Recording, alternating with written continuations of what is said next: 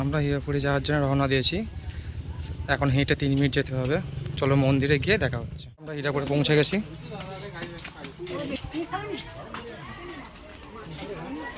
দেখুন ফাইনালি আমরা হীরাপুরে পৌঁছে গেছি। এখনও মন্দিরের কাছে পৌঁছতে পারিনি। দোকানপাত্রে দেখাচ্ছি। দেখুন কত মানুষের ভিড় হয়েছে।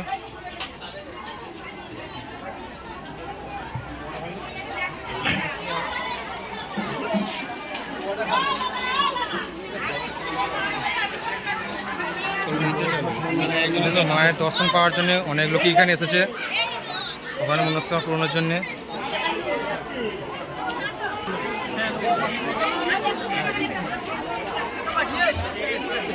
দেখুন ফাইনালি মন্দিরের সামনে এসে গেছি। মায়ের মূর্তিটা দেখাতে পারছি না, যতটা পারছি দেখালাম। দেখুন এখানে এখন হাঁস বলি হবে, সেটাই আমি আপনাকে দেখাবো।